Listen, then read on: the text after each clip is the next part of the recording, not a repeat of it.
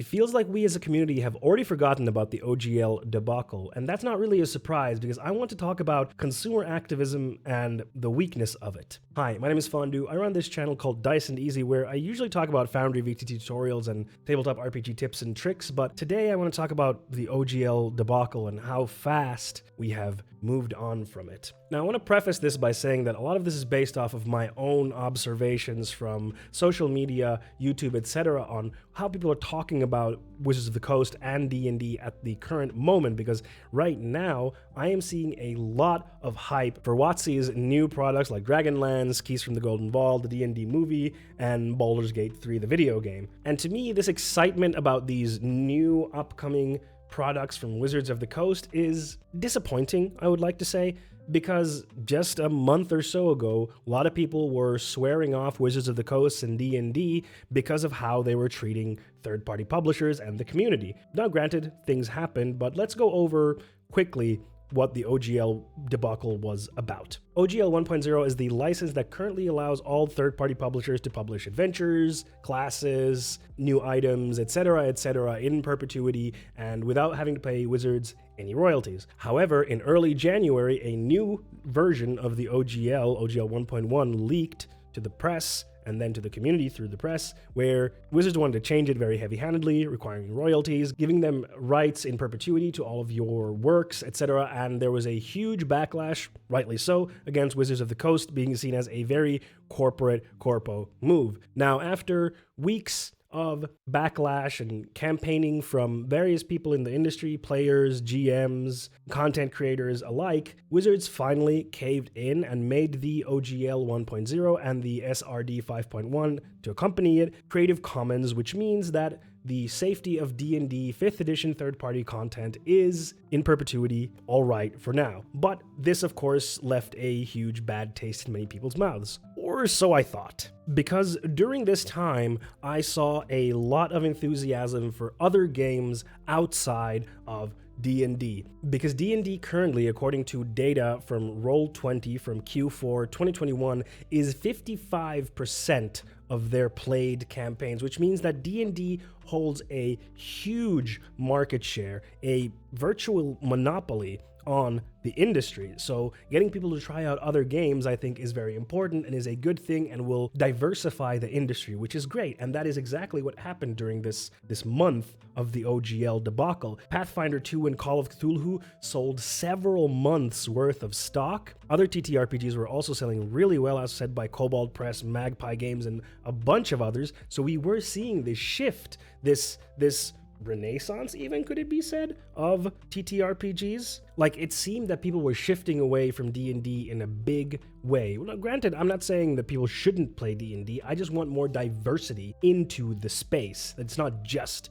D&D. On top of that, we saw big D&D third-party publishers like Kobold Press and Matt Colville's studio announcing their very own tabletop RPGs, which will not be just 5th edition modules, which is also exciting. Is this the birth of a new Pathfinder? Because Pathfinder originally was Paizo, who were making third-party published content for 3rd edition of D&D, and then because of what happened during 4th edition and the gaming license there, they decided, no, we're going to take 3.5, and that became Pathfinder, and which is one of the biggest TTRPGs now, aside from D&D, of course, which is the behemoth. So people seemingly shifting to new games and other publishers getting a lot of new eyes and players on it, and this excitement over the industry shifting away from D&D and new games being announced. This excitement is why it feels so frustrating to see people who are championing these other games and saying they'll boycott Wizards of the Coast and saying that they will move on to other games and not play D&D,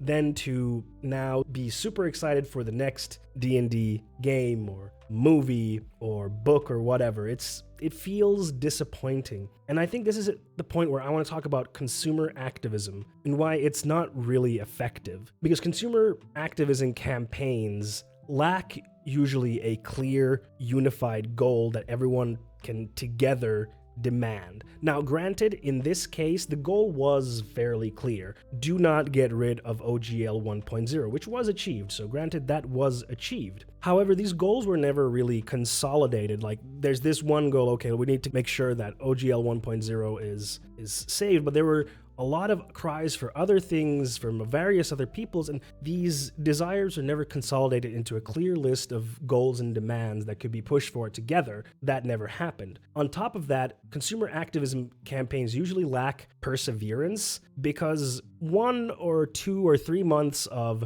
a little bit of a hit in sales for a huge corporation like Hasbro and Wizards of the Coast is not really that big of a hit. They can weather that and then recuperate later with new monetization tactics. And that's exactly what we've seen now. For 1 month, a month and a half, the community was incredibly pushed towards the OGL topic. And then once that one thing was gotten, the push stopped. There's no desire now to stop any further monetization or pushing more towards digital, anything like that. No, that all has stopped. So usually for this type of campaign to work, you would have to have sustained pressure for months, if not years, for a huge corporation to feel any kind of threat from it. And with a consumer activism group, it's just not possible because of the third point, which is the lack of organization. Consumer activism campaigns are too disorganized due to their very nature. It's just a bunch of consumers. There's no centralized leadership. There's no messaging channels where everyone gets together and talks about strategy and communication and whatever. Those don't exist. So it's super disorganized. There's no way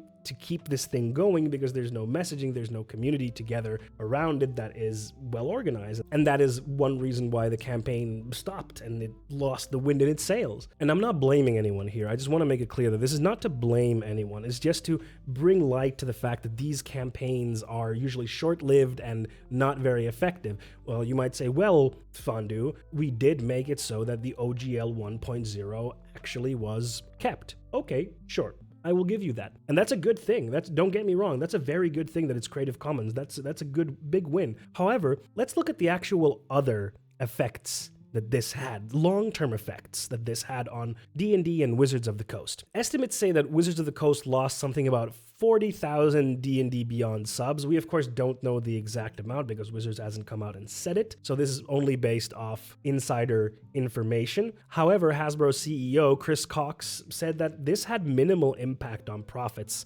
and that Wizards of the Coast has already course-corrected. So in their mind, this has already been fixed. This will have no financial effect on them, which I was fearing when this was happening, when people were saying, cancel your D&D Beyond subscriptions. My fear exactly was that it's not going to be a big enough chunk for actually have a financial impact on Wizards of the Coast and Hasbro. Though it did send a message that, hey, people are not happy, it's not going to have a huge impact. It's just not financially. And then let's look at the people who are running Hasbro and Wizards of the Coast. Chris Cox is still the CEO of Hasbro. That has not changed. Cynthia Williams is still the CEO of Wizards of the Coast. Cynthia Williams, who has on record said that D&D is under-monetized currently because most of the people who are paying are GMs and players are not paying, so we need to monetize them more. That is Cynthia Williams who said that, and she is still the CEO of Wizards of the Coast. Chris Cow is still the VP of Digital on D&D, and he is reportedly the one who is pushing for this heavy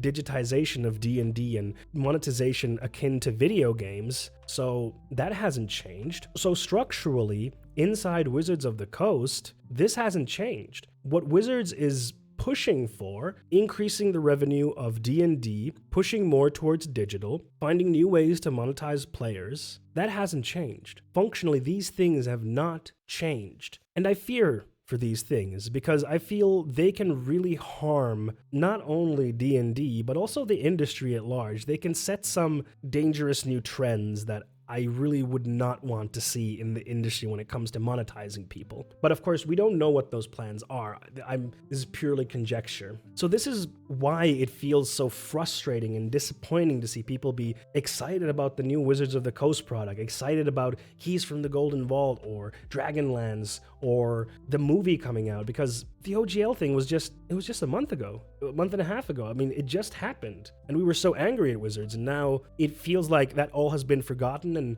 and just left behind. When for me, I don't really want to trust Wizards of the Coast and Hasbro after something like that. And granted, they've done bad things before, and they shouldn't have that benefit of the doubt to begin with, but I don't just want to forget it and move on. I don't want to just forget the OGL situation and happily consume D&D and Wizards of the Coast products just like nothing had ever changed. Granted, I am still part of the problem. I create content around D&D with my memes and such, so that's not lost on me. But anyway, what is the point of all this? What am I trying to get at here? I just want to make you understand that with what I just talked about and showed you, how limited of an impact this OGL consumer movement really had, that it didn't structurally change much. And I also want to remind you of the energy and excitement that you had for other TTRPGs there, and to keep that alive, and to keep trying other games, and to keep playing stuff from smaller publishers and indie publishers to widen your horizons in tabletop RPGs. Don't forget that. Listen, if all you wanted was to make sure that OGL 1.0 was kept, and you're fine with continuing with D&D, that's fine. I'm not saying it makes you a bad person to consume WotC's products or D&D products, or that you shouldn't do it. You do you. Like I said, the impact is minimal. Nothing at Wizards of the Coast has fundamentally changed structurally. The same people are still leading the charge. The goals are still the same. They want to make more money off you. Remember that. And also remember that those other tabletop RPGs are still out there, waiting to be played, and that we can have and should have a more diverse industry. Thanks a lot for watching this video. It was a hard one to put into words because the frustration that I feel is not at specific people. It's not at you, the viewer, because you're buying D&D products again. It's more of the system under which we live, the circumstances under which we exist, and the lack of power that we have to make meaningful change within this system and to fight big corporations like Hasbro and WotC. So I'm not angry at you or disappointed at you. I'm disappointed at the system under which we live. If you enjoyed this video, please leave a comment down there and tell me what you thought about it, and also like and subscribe, because I'm trying to grow this channel. It's a passion project of mine, and that would really help me out. And if you want to come talk to me about this kind of stuff, I am live on Twitch every Monday and Wednesday at 6 p.m. Eastern European Standard Time on twitch.tv/diceandeasy. That is twitch.tv/diceandeasy. You can find a link to it down in the description as well. Right now on the screen, you're going to see another video of mine, probably a Foundry VTT tutorial. So if you're into Foundry VTT, I got a bunch of cool tutorials for you to check out. All right, have a good one, and I hope to see you in the next video. Bye-bye.